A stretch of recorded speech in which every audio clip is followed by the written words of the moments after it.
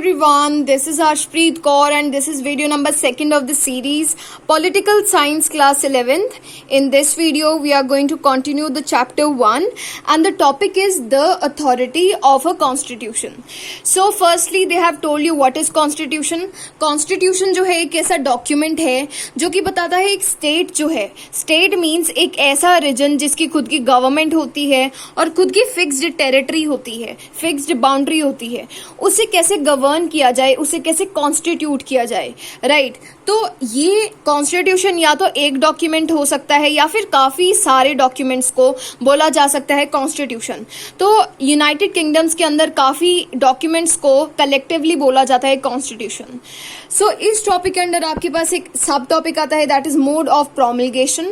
प्रोमलगेशन का मतलब होता है डेक्लरेशन। डेक्लरेशन जब होगी कॉन्स्टिट्यूशन की तो दो पॉसिबिलिटीज निकलती हैं कि लोग या तो उसे फॉलो करेंगे या फिर नहीं करेंगे। अगर नहीं करते तो वो कॉन्स्टिट्यूशन कहलाया जाएगा डिफंक्ट कॉन्स्टिट्यूशन, मतलब कि इसे कोई फॉलो नहीं कर रहा, ये कॉन्स्टिट्यूशन फंक्शन नहीं कर रहा है कोई भी, राइट। और दूसरे टाइप का कॉन्स्टिट्यूशन होगा वो है सक्सेसफुल कॉन्स्टिट्यूशन। इसके एग्जाम्पल्स हैं India, United states of America and south Africa. जो इंडिया का कॉन्स्टिट्यूशन है वो इस टाइम पीरियड में बना था, दैट वाज दिसंबर 1946 टू नवंबर 1949। ये जो तीनों कॉन्स्टिट्यूशंस हैं ये ऐसे कॉन्स्टिट्यूशंस हैं जो कि बने थे आफ्टर द नेशनल मूवमेंट्स। जैसे इंडिया जो है ब्रिटिश रूल के अगेंस्ट जब वो हुआ तो उसे फ्रीडम मिली है इंडिया को, उसके बाद कॉन्स्टिट्यूशन बना। तो ये तीनों इसलिए सक्सेसफुल हैं क्योंकि इन्होंने अपने पिछले टाइम को, अपनी हिस्ट्री को, अपने स्ट्रगल्स को अपने कॉन्स्टिट्यूशन से उसमें बहुत से सॉल्यूशंस कर दिए अपने फ्यूचर के लिए, राइट। सो जो एक सक्सेसफुल कॉन्स्टिट्यूशन है, अगर वो सक्सेसफुल हो रहा है इसका मतलब है कि वो उन लोगों ने बनाया है जो कि एंजॉय करते हैं बहुत ज्यादा पब्लिक सपोर्ट को। वो लोग बहुत ज्यादा फेमस हैं, लोग जो हैं उन्हें सपोर्ट करते हैं, उनकी जो मेंटालिटी है उनकी थॉट्स के साथ चलते हैं, राइट। और ये जो कॉन्स्टिट्यूशन है वो लोग इसलिए नहीं बना रहे ताकि वो एग्रेंडाइजमेंट कर सकें अपनी पर्सनल पावर का, मतलब कि वो इंक्रीज कर सकें अपनी पर्सनल पावर को ये कॉन्स्टिट्यूशन बना के, बल्कि वो इसलिए कर रहे हैं ताकि जो पूरे सिटीजन है, जितनी भी जनता है, उसका सोशल वेलफेयर हो पाए, उन सभी की इक्वालिटी, फ्रीडम, लिबर्टी, सभी चीजों के लिए वो इस कॉन्स्टिट्यूशन को बना रहे हैं, तो वो सक्सेसफुल हो जाता है।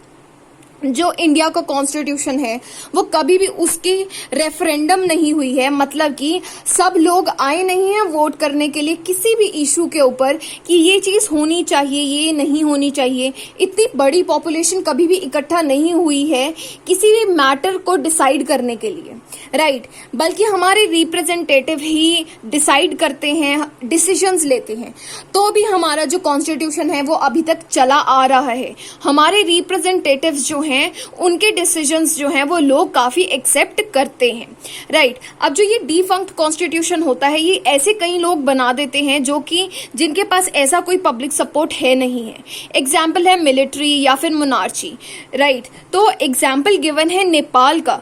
नेपाल में डिफंक्ट कॉन्स्टिट्यूशन बने तो क्या हुआ कि नेपाल की 5 कॉन्स्टिट्यूशन बने 1948 के अंदर, 1951, देन 1959, देन 62, देन 1990, राइट। तो जो अगर आपको लर्न करना है यू कैन डू दिस। 1948 के अंदर +3 करिए, you will get this, then +8 you will get this, +3 again you will get 1962, then +28, so 3, 8, 3, 28, right। तो इसमें क्या हुआ कि ये सारे जितने भी कॉन्स्टिट्यूशन है वो किंग ने बनाए थे, नेपाल के किंग ने बनाए थे। उसने ये इसलिए बनाए थे ताकि वो अपनी पर्सनल पावर को एग्रेंडाइज कर पाए, बहुत ज्यादा इंक्रीज कर पाए। पर उसने क्या किया, 1990 के कॉन्स्टिट्यूशन के अंदर मल्टी पार्टी सिस्टम जो है इंट्रोड्यूस कर दिया, राइट। पर सारी पावर्स अपने पास ही रखी।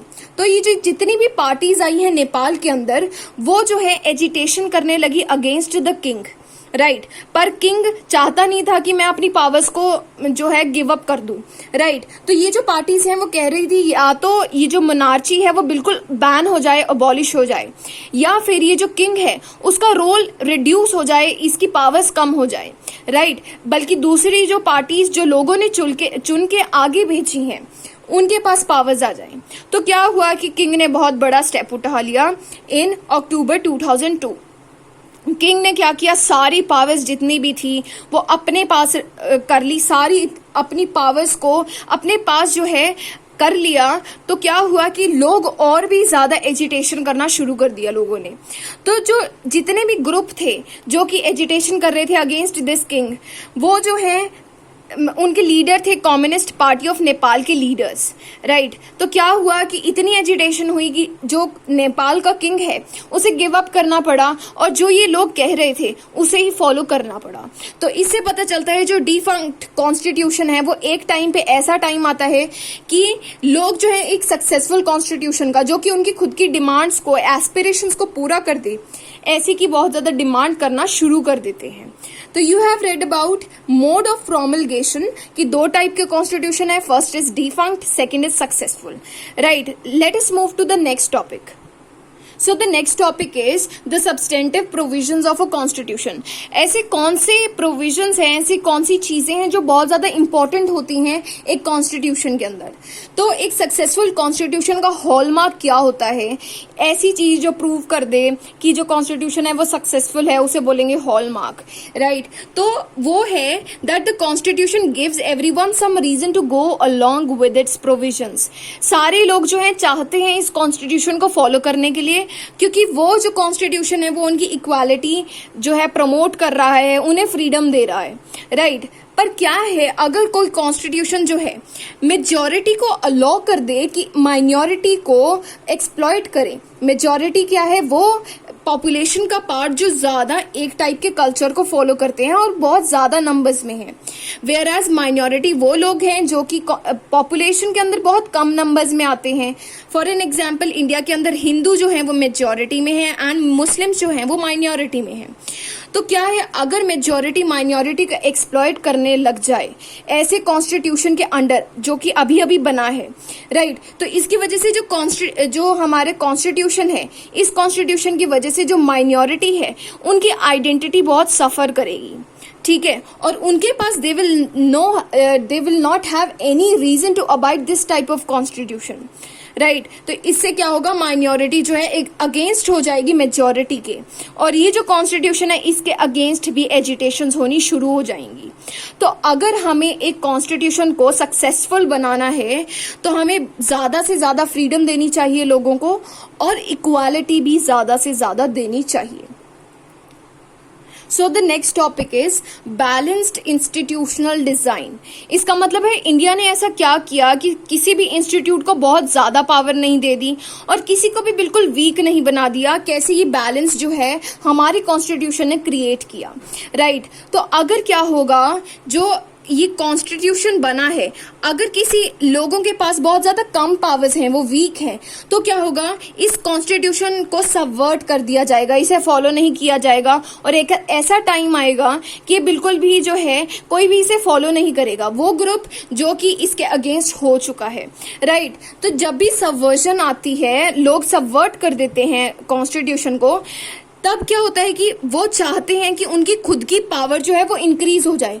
जैसे माइनॉरिटी चाहती है कि हमारी पावर इंक्रीज हो जाए, मेजॉरिटी के इक्वल हो जाए, राइट। तो क्या हुआ कि जो एक वेल क्राफ्टेड कॉन्स्टिट्यूशन होता है, मतलब कि एक बहुत परफेक्टली मेड जो कॉन्स्टिट्यूशन है, उसके अंदर क्या होता है, there is no single institution that acquires the monopoly.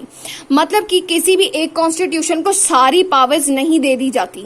Monopoly means इतनी ज्यादा पावर्स दे देना कि वो सबसे ज्यादा स्ट्रांग बन जाए वो इंस्टीट्यूशन, राइट। इसकी वजह से दूसरे इंस्टीट्यूशंस जो हैं वो बहुत ज्यादा सफर करेंगे। तो इंडिया ने क्या किया कि ये जो पावर है, पावर को हॉरिजॉन्टली एंड वर्टिकली डिवाइड कर दिया। पावर को दिया हॉरिजॉन्टली मीन्स हमारे पास ऑर्गन्स हैं जो गवर्नमेंट के, लेजिस्लेचर जो कि रूल्स बनाते हैं, राइट, एग्जीक्यूटिव जो कि इन रूल्स को इम्प्लीमेंट करते हैं, देन जुडिशरी जो कि कोई भी प्रॉब्लम आती है इस सिस्टम के अंदर उसे सॉल्व करने में हेल्प करते हैं। तो ऐसे 3 जो है हमारे पास इंस्टीट्यूशंस बना दिए, ऑर्गन्स बना दिए। ये एक दूसरे को चेक करते हैं ताकि एक जो इंस्टीट्यूशन है वो बहुत ज्यादा अपनी पावर्स को यूज ना करे, बियॉन्ड द लिमिट ना यूज करे, राइट। तो वर्टिकल जो है, वर्टिकल पावर कैसे डिवाइड की है, जो सेंटर है, सेंटर के बिलो जो है हमारे पास स्टेट गवर्नमेंट है। स्टेट की कोई प्रॉब्लम होगी, for an example this is centre, this is state, state की कोई प्रॉब्लम होगी तो स्टेट जो है अपनी आवाज उठाएगी उसके अगेंस्ट। अगर बिल्कुल लोकल लेवल पे कोई प्रॉब्लम है तो वो भी जो है एजिटेशन कर सकते हैं, क्योंकि ये एक बैलेंस क्रिएट किया गया है। वैसे ही तीसरी चीज जो है, इंडिपेंडेंट बॉडीज क्रिएट की गई हैं, जैसे कि इलेक्शन कमीशन। इलेक्शन कमीशन एक ऐसी बॉडी है जो कि अलाउ नहीं करती, जो रूलिंग पार्टी है उसे बहुत ज्यादा जो है पावर्स यूज करने के लिए अलाउ नहीं करती। ये बिल्कुल इंडिपेंडेंटली काम करती है, बिल्कुल फेयरली काम करती है। इसके अकॉर्डिंगली हमारे पास एक सिस्टम बना दिया गया है ऑफ चेक्स, मतलब एक दूसरे को चेक करते हैं, एंड बैलेंसेस, एक बहुत अच्छा जो है बैलेंस क्रिएट कर दिया है। सो the next point is that दो टाइप के कॉन्स्टिट्यूशन होते हैं, एक होते हैं फ्लेक्सिबल। फ्लेक्सिबल वो कॉन्स्टिट्यूशन जो कि चेंजेस को बहुत ज्यादा करता है, राइट, कभी भी कोई भी चेंज हो सकता है। तो this constitution adapts to the needs and the changes, right, जैसी सिचुएशन है वैसे राइट्स में चेंज कर सकता है, कोई भी प्रोविजन में चेंज कर सकता है। तो इस टाइप के कॉन्स्टिट्यूशन में लोगों के पास सिक्योरिटी बहुत ज्यादा नहीं होती है, लोग इनसिक्योर होते हैं कि पता नहीं कब कौन सा प्रोविजन चेंज हो जाए, राइट। एक होता है रिजिड कॉन्स्टिट्यूशन जिसके अंदर चेंजेस जो है नहीं किए जाते।